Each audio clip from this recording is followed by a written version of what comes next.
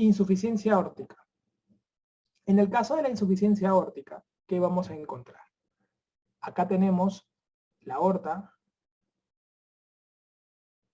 Acá tenemos la aorta nuevamente, pero un poquito más gordita. Dice, oye doctor, ¿qué pasó acá con la aorta? ¿Qué está sucediendo? Entonces mira, van a haber causas de insuficiencia aórtica que se deben a defectos de la válvula y causas de insuficiencia aórtica que se deben a defectos de la aorta o de raíz de aorta. Mira, causas de válvula o causas de la raíz de la aorta. Por ejemplo, para que algo pase en la válvula, tiene que ser algo de la válvula nada más. Puede ser una causa degenerativa, ¿no? Por ejemplo, un paciente que tiene espondilitis anquilosante, sífilis, podría ser una cosa dirigida, ¿no? O un paciente que tenga un cuadro infeccioso propiamente agudo, por ejemplo, endocarditis, ¿no? Entonces, molesta la válvula, ¿no? De manera aguda, degenerativa o infecciosa. Entonces, tú puedes hacer un cuadro de endocarditis, puede terminar haciendo una insuficiencia aórtica aguda, ¿no? ¿Se dan cuenta? Entonces, inmediatamente, ¿no? Y la degenerativa será una insuficiencia aórtica crónica, ¿no? Más establecida. Puede ser que los cambios no sean de la válvula, sino la raíz, se dilató la aorta ascendente, ¿no? Entonces podríamos encontrarnos con aneurismas de la aorta, por ejemplo, los pacientes con Marfan. Entonces que los pacientes con Marfan, el 99% muere antes de los 40 años, de un problema de aorta, de todas maneras. Claro, parece un aneurisma, exacto, un aneurisma de aorta ascendente. Los Marfan tienen una dilatación aneurismática total de la aorta. Entonces estos patas hacen disección, se dilatan tanto que se parte la aorta, disecan y mueren antes de los 40 años.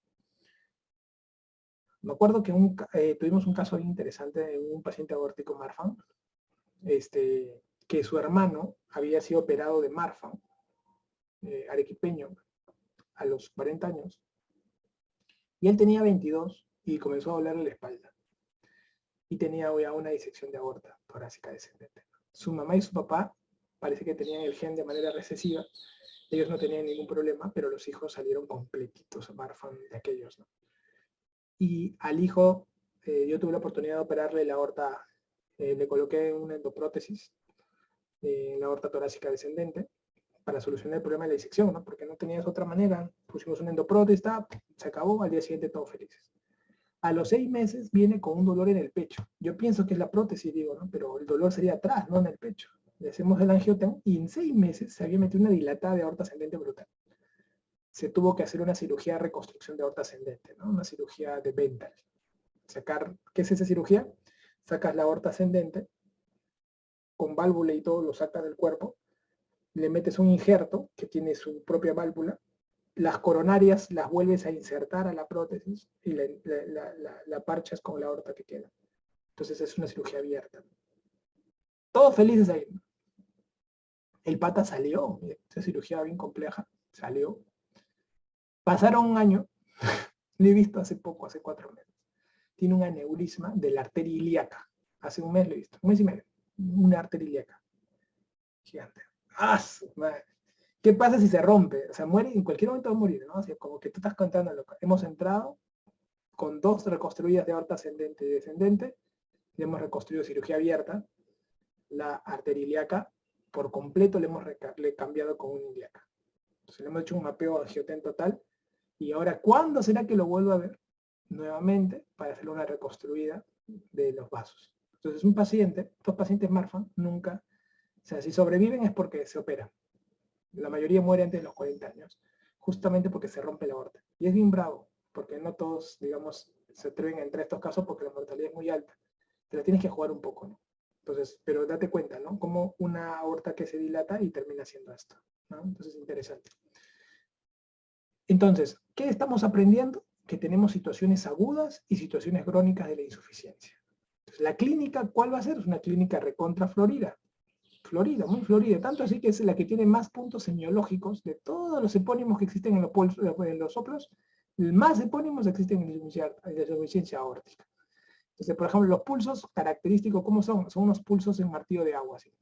¿Por qué? Porque como sale un montón de flujo, y luego te roba, pues, ¿no? Como la aorta es insuficiente, vuelve a entrar al ventrículo, te roba, entonces se nota como que te golpea y boom, martillo de agua le llaman a veces, no ese pulso. La insuficiencia aórtica hace su soplo característico, es un soplo generalmente diastólico aspirativo, ¿no? ¿No? Hasta aspira, aspira, diastólico aspirativo, ¿ok? Podría estar acompañado de un soplo sistólico por aumento de flujo secundario, ¿no? Pero este es el soplo, ¿no? El diastólico, ¿ok? Aspirativo. También en la insuficiencia aórtica podrían estar con el famoso soplo de Austin-Flint. El soplo de Austin-Flint se podría presentar también, ¿no? En estas circunstancias, ¿no? Soplo de Austin-Flint. Entonces, es interesante recordar que estos pacientes, ¿qué van a hacer? ¿Cuál es su clínica? La clínica básicamente es de disnea, o sea, insuficiencia cardíaca. ¿Ok? La clínica es de insuficiencia cardíaca. Eso es lo que lo tienen que tener ustedes recontra presente. Nunca se olviden que, acuérdense de las generalidades. ¿Qué les dije de las generalidades? Que la disnea es lo que va a mandar mucho en los soplos, las válvulas, ¿no? La disnea, el agotamiento. Acá hacen su diagnóstico ecocardiográfico. ¿Y el tratamiento cuál será? El tratamiento médico va a ir hacia la insuficiencia cardíaca y el tratamiento quirúrgico va a ir hacia la insuficiencia aórtica severa con síntomas, acuérdense que todo termina así, con síntomas, o si tiene fracción de eyección baja. Si yo veo que hay fracción de eyección baja, 1, o veo que hay una dilatación del ventrículo izquierdo, actúo. Mira, date cuenta, mira, aparte de los síntomas, acá se agrega ya otro criterio más. Yo les había enseñado 2 criterios, ¿no? Insuficiencia con síntomas, severa con síntomas o con fracción de eyección baja, pero aparte en insuficiencia aórtica se halla la dilatación del ventrículo izquierdo. Se agrega otro criterio más quirúrgico dentro del mundo de la insuficiencia aórtica. Entonces, para que lo puedan tener en cuenta. ¿Ok? Entonces, acá no importa mucho la irradiación del soplo, nada. Cuando yo les coloco una palabrita clave es porque esa la tienen que chapar. Porque eso la vamos a usar en diferentes momentos. ¿Ok? Entonces, ¿cuál sería el paciente robot clásico de la insuficiencia aórtica? Es un paciente que te van a poner alguna condición médica, te diste cuenta que en las causas habían diferentes condiciones médicas, ¿no? En el cual el paciente tiene un soplo que es de tipo diastólico, podrían ponerte que tiene clínica de disnea, condición médica, soplo diastólico, clínica de disnea, ¿ok? Puntualmente en la insuficiencia aórtica, ¿ok? En la insuficiencia aórtica. Por ahí pueden ser buenos y te pueden hablar algo de patología de aorta, ¿no? Algo de patología de aorta por el tema de la dilatación o un cuadro agudo asociado a fiebre por el tema de la endocarditis, que podría estar dentro de los cuadros importantes de este grupo de pacientes. La estenosis mitral. La estenosis mitral, después de la estenosis aórtica, la otra estenosis que es bien frecuente en nuestro país, al menos, más que en el extranjero, es la estenosis mitral. En la estenosis mitral, la causa más frecuente es fiebre reumática, de lejos, a la cabeza. Fiebre reumática. Por eso que es importante los antecedentes de la juventud, ¿no? Que tenga una faringitis maltratada, no se trató bien. ¿Ok? Este paciente, ¿qué es lo que hace? Bueno, hace una clínica muy variopinta en el cual vamos a ver que hay una obstrucción de la válvula y va a haber una dilatación de la aurícula izquierda. La sangre se queda congestionada en las venas pulmonares, por lo cual hay un aumento de la hipertensión pulmonar que puede llevar a que el paciente pueda incluso tener hemoptisis. Acuérdate, mira lo que hace, hemoptisis. Puede haber una disminución de la congestión. Hay una disminución, por la misma congestión que existe, hay una disminución del cuadro oxigenatorio de estos pacientes que hacen que terminen haciendo un cuadro disneico bastante manifiesto, ¿no? Entonces, aparte que esta dilatación puede conllevar a que haya una disminución de flujo y cree embolia. Disminuye el flujo porque está dilatado, más lento el flujo en orejuela, crea coágulos y eso crea embolia. Entonces hace fibrilación auricular y esto hace embolia. Es lo bien llamativo, recontra llamativo. El soplo es un soplo de tipo diastólico, muy característico. Ningún soplo es tan característico como este soplo. El famoso soplo que tiene varias cosas, ¿eh? Tiene primero refuerzo del primer ruido fuerte. Segundo, chasquido de apertura. ¿Cuántas palabras? La palabra chasquido es sinónimo de estenosis mitral, te mostré lo contrario. Chasquido de apertura, doctor. Y luego viene retumbo. Retumbo diastólico. Retumbo diastólico. Oye, mira, aquí hay un retumbo diastólico que se va a presentar. Ojo, acá hay al final el famoso refuerzo presistólico. ¿Por qué le llaman refuerzo presistólico? Porque ese excedente de aurícula grande que hay, que tiene un 20% normalmente del llenado del ventrículo en la fase final de la diástole, se contrae y hace refuerzo presistólico. ¿Qué pasaría si un paciente con estenosis mitral entra en fibrilación auricular? Se pierde el refuerzo presistólico, haciendo de que ese exceso de volumen que iba a entrar en cada diástole al ventrículo, ese 20%, se retenga en el pulmón, generando congestión pulmonar. Son pacientes que con facilidad se congestionan, encuentras crépitos, descompensado totalmente. Entonces, eso es un aspecto importante que hay que tener en cuenta en estos pacientes. Entonces, más o menos van viendo cómo el soplo, por ejemplo, ¿no? Acuérdense, chasquido de apertura, retumbo diastólico, refuerzo presistólico que se pueda presentar, que se presenta en la tercera fase de la diástole, ¿ok? Muy importante. En el diagnóstico es por ecocardiografía y van a ver ustedes que el tratamiento, acá el tratamiento, básicamente, 1, tratamiento médico de la insuficiencia cardíaca y 2, se hace la cirugía. La cirugía, generalmente en un cuadro severo, que ya está teniendo clínica, síntomas, severo con síntomas. Hay que hacer recambio. Y esto es lo que más se hace en nuestro país. Recambio total de la válvula en estenosis mitral. Recambio total de la válvula. En algunos pacientes que tienen demasiada morbilidad, o sea, están recontra ancianos, no te van a aguantar una cirugía, se hace esto. Se entra con un balón y se dilata nomás. Se llama valvuloplastía. Valvuloplastía, se dilata el balón para que sea abrir un poquito el huequito y con ese apertura de huequito, su clínica, ¡fum!, se apaga bastante. Entonces, ¿en qué casos yo haría una valvuloplastía con balón percutáneo en una estenosis mitral? Cuando tiene mucha morbilidad en la pregunta de examen. Pero si no, solamente su recambio y va excelente con su valvulita. ¿Ok? Su valvulita. Puede ser biológica o puede ser mecánica, de acuerdo como te enseñé en las generalidades. ¿Ok? Para que ustedes lo puedan tomar en consideración. Entonces, ¿cuál es mi paciente robot en la estenosis mitral? Te van a poner que el paciente tiene un antecedente faringio en la infancia y que años después sale con un soplo diastólico, donde en estos te puede poner ciertas palabras, ¿no? El famoso chasquido de apertura, el famoso retumbo diastólico y también el famoso refuerzo presistólico. Palabras que van a dar dentro del soplo, ¿no? Interesante. Y aparte de eso, vamos a ver que el paciente hace clínica llamativa. ¿Cómo es clínica llamativa? Embolia, hemoptisis. Entonces, para poderlo tener en consideración. ¿Ok? Dentro de tu patrón. Tú ves estos síntomas, ¡pah!, marcas estenosis mitral. No pierdas tiempo.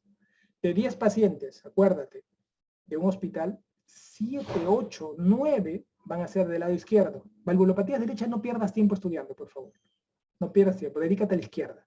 Y de la izquierda, dedícate a estenosis aórtica, estenosis mitral. Después insuficiencia aórtica, insuficiencia mitral. Acá así como lo hemos estado estudiando con esas palabras clave. No te alejes de lo que estamos hablando. Y finalmente, insuficiencia mitral.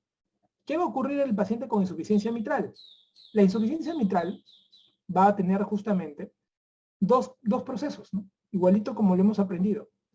Por un momento, tenemos acá la válvula, tenemos acá las cuerdas tendíneas, los músculos papilares, ¿no? Esto se llama aparato valvular, que es la válvula, y aparato subvalvular, que es cuerdas tendíneas y músculos papilares. ¿Ok? Entonces, acuérdate, ¿eh? Entonces, acá hay un grupo donde la causa va a estar en el aparato valvular, ¿no? En el aparato valvular ha habido alguna enfermedad y presenta clínica Cuando aparece clínica de aparato valvular, o sea, por ejemplo, puede ser una endocarditis. Por ejemplo, podemos estar ante un paciente que tiene un infarto de miocardio y que hace disfunción de uno de los músculos papilares, entonces tiene poca irrigación y como que no se contrae adecuadamente, puede haber una rotura o una disfunción. Más frecuente es disfunción más que rotura. Ojo, más frecuente es disfunción más que rotura del músculo papilar. Entonces no se cierra bien. Cuando ocurre una situación de agudeza, generalmente se relaciona a la válvula, o sea, propiamente al aparato valvular. Y estos de aquí generalmente hacen una clínica llamativamente aguda, ¿no? Clínica de shock cardiogénico. Clínica de shock cardiogénico, ¿no? Esas son las famosas insuficiencias mitrales agudas, pues, ¿no? ¿Ok? Entonces, de la noche a la mañana aparece un soplo de novo, ¿no? La clásica, ¿no? Ay, acá hay hay un soplo, no había, ¿no? La clásica. Esas son las clínicas más fuertes, ¿no? Endocarditis, infarto. Así, ¡puf! En el caso, y más frecuente todavía el infarto, más que la endocarditis, ¿no? Para que sea más abrupto, ¿no? La endocarditis puede estar larvada poco a poco, ¿no? Pero el infarto es más abrupto, ¿no? Entonces más agudo. Inmediatamente la disfunción. El paciente te ponen, ¿no? Clásico, paciente que le duele el pecho, que llega a la emergencia con un soplo que no tenía. ¿Qué cosa es? Insuficiencia mitral aguda. Brutal, facilito. ¿Cuál es el otro grupo de enfermedades? La famosa insuficiencia mitral crónica. Insuficiencia mitral crónica. ¿Qué ocurre en la insuficiencia mitral crónica? En la crónica ocurre que hay una miocardiopatía dilatada, se dilata el corazón y secundariamente a la dilatación también se dilata el aparato valvular, entonces hay flujo que sale. Entonces acá ha habido un cuadro crónico.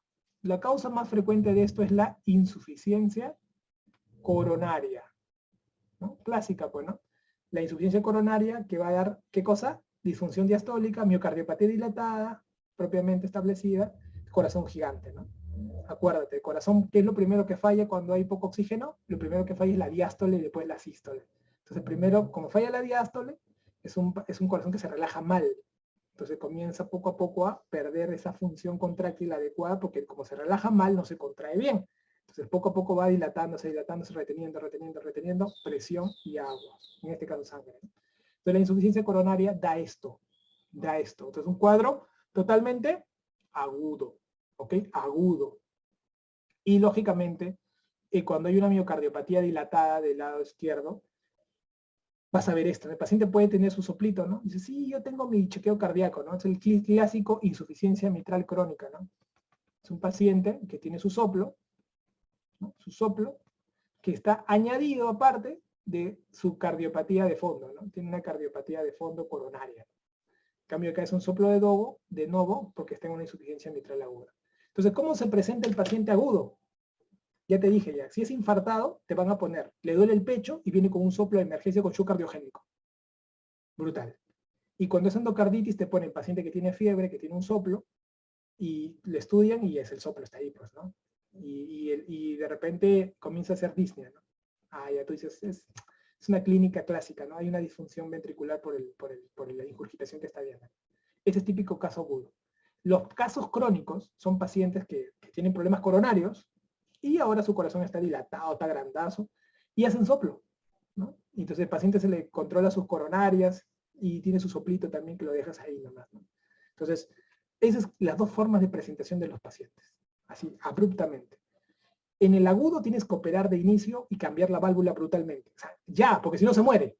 En el crónico, digamos, lo puedes manejar toda su vida, ¿no? Y lo tienes ahí con su soplito. Lo aguantas, ¿no? Mientras está tratando la causa de fondo, que es la causa coronaria, ¿ok? Para que lo puedas manejar. Y al final, ¿cuál es la forma de presentación de los dos? Clínicamente, lo que te dije al inicio, la disnea, la falta de aire, disnea. Característica del soplo, muy característico. Es un soplo holosistólico, así. Es un soplo totalmente holosistólico, ¿ok? Acá van a colocar así, chicos, miren, así. Holosistólico. Soplo holosistólico, ¿ok? Holosistólico. Y aparte, es un soplo que irradia a la región axilar. Pocos soplos irradian a la axila. Este es uno de esos soplos que irradien a la zona axilar, correcto, irradien a la zona axilar. Aparte, como los casos de insuficiencia mitral crónica, como es un corazón dilatado, dilatan el anillo ventricular en general. Y eso van a hacer también que se dilate el lado derecho, ¿no? Entonces podrían ocasionar estos de acá una clínica de que, como se retiene, como está dilatado y congestiona el pulmón, hacen hipertensión pulmonar. Y la hipertensión pulmonar, ¿qué hace? Secundariamente, justamente por la hipertensión y está todo dilatado al lado derecho, hacen insuficiencia tricuspidia funcional, por origen funcional. Entonces te van a preguntar a ti, ¿cuál es la causa más frecuente de insuficiencia tricuspidia? La causa funcional, la que es dilatación del anillo tricuspidio secundario de hipertensión pulmonar que se ha originado por un cuadro de dilatado del lado izquierdo. Es la clásica. Entonces cuando tú veas, oye doctor, ¿se operan las insuficiencias tricuspidias? ¿Cuál es su causa más frecuente? Nada, es dilatación del lado izquierdo, que ha dilatado todo el corazón y al final también esto también termina dilatándose. Por eso que es secundario a una hipertensión pulmonar. Entonces acuérdate de eso, insuficiencia tricuspidia secundaria a una hipertensión pulmonar. ¿Ok? Por eso que yo no le doy bola a la tricuspidia. Tricuspidia, ¿qué te preguntarán? Insuficiencia, ¿cuál es su causa? Dilatación del anillo. 1. Y estenosis tricuspidia, ¿cuál es su causa? Fibra reumática. ¿Algo más que hay que estudiar ahí? Nada más que estudiar ahí. Insuficiencia pulmonar. Causa frecuente de insuficiencia pulmonar. Esto, hipertensión pulmonar. Causa frecuente de estenosis pulmonar congénita. ¿Vale la pena? No vale la pena. Entonces ya lo tienes. Solamente quizás en insuficiencia pulmonar para que te acuerdes del soplo de Graham-Still, ¿no? Soplo de Graham-Still que se ve en la insuficiencia pulmonar. Para que te acuerdes, insuficiencia aórtica tiene su Austin-Flynn y la insuficiencia pulmonar tiene su Graham-Still. Como para que te acuerdes de un comparativo, ¿no? Que te puede ir bien. Tratamiento. El tratamiento es bien controversial en nuestro país. ¿Por qué? Porque en el mundo, en la insuficiencia mitral, en el mundo ahorita son muy conservadores. O sea, no cambian toda la válvula. Como es una insuficiencia, le hacen plastía. Pero esto es caro. Estos dispositivos de aquí son caros. Entonces, acá en el Perú, ¿qué se hace? Recambio. Plastía es que utiliza su mismo tejido, le colocas un PTFE, que es ponte como un dispositivo así, un plastiquito, porque te veas el PTFE, y le das la forma, la presión, todo, y lo suturas y lo utilizas. Se llama reconstrucción con su propia válvula. Pero eso no hay. Entonces se le recambia todo, se le trata como una estenosis mitral, recambias toda la válvula mitral. ¿Ok? Entonces, tratamiento. 1, tratamiento médico, que es de la insuficiencia cardíaca. Y 2, tratamiento quirúrgico en caso de que el paciente tenga una insuficiencia mitral severa. Acá vamos a ver, si es un cuadro agudo, inmediata recambio inmediato. ¿Ok? Y si es un cuadro crónico, bueno, planificas la cirugía para poder operarlo, ¿no? Entonces, acuérdate, qué bonita pregunta sería que te vengan así, ¿no? Son pacientes, te puede venir así. ¿Cuál sería el robot ideal? Mira, robot de agudo, y acá te hago el robot de crónico. ¿Ok? Entonces, en el robot del agudo, ¿qué vas a encontrar? En el robot del agudo te van a poner así, ¿no? Paciente con factores de riesgo cardiovascular, ojo, más dolor torácico, más soplo nuevo. Clásico. Ojo, puede ser que esté con un shock cardiogénico también. Inmediatamente. Esta es una disfunción de músculo papilar asociada a infarto. Hay que hacer un recambio brutal porque se muere tu paciente. Y el crónico, ¿cómo te lo van a colocar? Paciente con factores de riesgo cardiovasculares, que tiene un soplo de larga data, por ahí te ponen una imagen con cardiomegalia para que te confirme de que esto tiene muchos años. Nada más. ¿Qué se tiene que hacer? Ya sabes, el de arriba cámbialo ahorita. Y el de abajo controla sus factores cardiovasculares, nada más, tranquilo, no lo toques, déjalo ahí. Si el soplo se hace severo y las clínicas es incontrolable médicamente, ya lo pega. Y aparte le hace su recambio, no solamente le cambias recambias la válvula, sino también le metes su bypass, ¿no? Por si tienes que colocar algún bypass, porque haces un tratamiento 2 en 1, ¿no? En el agudo, también cambias la válvula y si tienes que hacer algún tratamiento vascular coronario, lo haces. Si no, de repente no era necesario hacer la parte vascular y solamente hacías lo agudo, ¿no? A mí personalmente me pasó con mi papá. Mi papá era un paciente coronario que él hizo, te comento un poco porque puede ser que también lo manejes algún día. Él era un paciente coronario y fue uno de los motivos por los cuales yo decidí ser cirujano cardiovascular desde que quería estar, ¿no?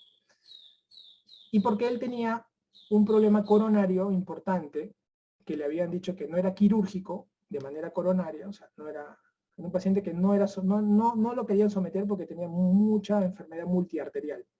Entonces tendría que obtener como 80 bypasses, ¿no? Y tenía una insuficiencia mitral leve, ¿no?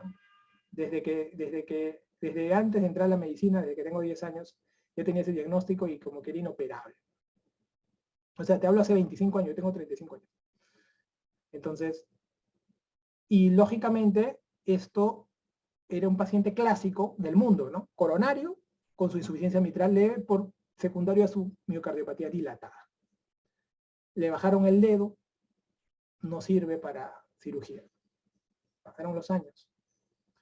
Pues lógicamente, esto me apasiona muchísimo y decidí seguir el camino que ya me había previsto desde el momento de entrar a medicina. Y comenzamos a estudiarlo más. Cuando acabé exactamente la residencia, el mismo año que acabé la residencia, mi papá debuta, yo lo manejé médicamente todos esos años, o sea, lo habían desahuciado, entre comillas, y lo manejé, ponte 21 años lo manejé, claro, cuidándolo como hijo y luego como médico. Y lógicamente, debuta con una fibrilación auricular brutal, con diaforesis, estado de alteración hemodinámica, y se da cuenta de todo lo que yo le había previsto, ¿no? Lo metemos al hospital, rápidamente está en descompensación, presión en el piso, nada más que hacer, y sé que se va a morir, ¿no? Definitivamente porque está haciendo un shock cardiogénico. Shock cardiogénico, fracción de eyección de 23%, lesión multiarterial y insuficiencia mitral severa ya. Lógicamente, lo único que queda es dejar que muera, ¿no? Algo que no hice, lógicamente. Entonces, cardiovertí, yo mismo lo tuve que cardiovertir ya que mis colegas no querían hacerlo, lo cardiovertí yo contra todos los cardiólogos que estaban, porque los cardiólogos son los que mandan en estas situaciones, pero el cirujano cardiovascular, si tiene la capacidad de poder hacerlo, lo hace. Pues lo cardiovertimos, no salió de la cardioversión porque el problema no se trataba de cardiovertir, sino definir la causa que lo está llevando a la fibrilación auricular, que en este caso es un cuadro coronario agudo, que aparte está haciendo una disfunción importante de la válvula. ¿Qué se hacía en ese momento?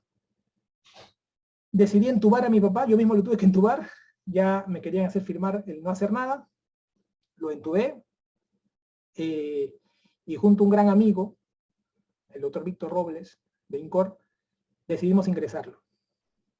Se hizo un recambio de válvula mitral, duró 8 horas la cirugía, se hicieron 4 puentes coronarios, uno a la descendente anterior, a la diagonal, a la descendente posterior y a una marginal que existía. Tras 8 horas de cirugía hizo un paro cardíaco de 10 minutos acabada la cirugía. Imagínate, 8 horas de cirugía, cierras el pecho todo y hace un paro cardíaco de 10 minutos. Se tuvo que reanimar, no dejar, en ningún momento quieres parar. Lógicamente era muy duro el momento y las complicaciones de estos pacientes con shock cardiogénico son brutales porque la mortalidad es 90%. En los mejores centros del mundo es 90%. Imagínate en Perú que no tenemos la velocidad de todos los recursos en todas las áreas, ¿no? Que es lo que al final termina dominando. Te hablo del año 2017. Salió totalmente chancado ese corazón, totalmente entubado, se tiró en UCI 3 meses totalmente, posoperatoriamente, con complicaciones como necrosis intestinal parcial por embolia de uno de los coágulos, hizo una necrosis intestinal, se hizo empalme. Cirugía mínimamente invasiva, tienes que entrar a hacer anastomosis puntual, no se abrió el abdomen, se hizo un corte umbilical, se sacó, se empalmó, listo, se guardó, se acabó. 2, hemotórax secundario por cambio de catéteres. Como están súper anticoagulados estos pacientes, hacen hemotórax. Entonces, se hizo una cirugía de limpieza por hemotórax. Hizo la fibrilación auricular, calmó todo, hizo una hemorragia digestiva alta, lo tuvimos que pasar al Revaliati. Tenía una úlcera, porque está anticoagulado y con muchos medicamentos. Se tuvo que cerrar esa parte de la úlcera. Estando anticoagulado, en ese tiempo hace una hemorragia digestiva baja. Imagínate un poco, te cuento la secuencia para que tú veas que esto es un monstruo de, tiene que estar en todos los órganos, ¿no? Hace una hemorragia digestiva baja y no se encuentra punto de sangrado. Lógicamente, esa hemorragia digestiva baja vuelve a hacer la fibrilación auricular.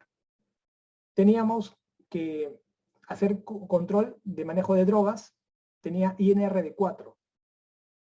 Nadie quería colocar el catéter venoso central, se lo tuve que colocar yo sin guía ecográfica porque no la teníamos en ese momento. Lógicamente fue emocionante para él y para mí, porque él estaba consciente de esto, yo también, y si fallaba le hacía un hematoma gigante en el cuello, y al final le tuve que colocar, y salió del cuadro. El primer año postoperatorio, estos pacientes difícilmente complicados vasculares, es gigantesco, es de complicaciones brutales y tienes que manejar mucha medicina.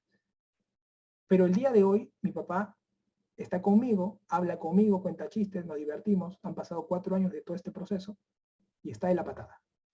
Lógicamente es un caso, probablemente el único en Perú que haya pasado por todo esto, ya que se han hecho muchos casos distintos, pero sobre todo quería enseñarles a ustedes que cuando ustedes estudien durante el proceso, no solamente estudien para el examen, sino estudien para la vida, para poder dejar,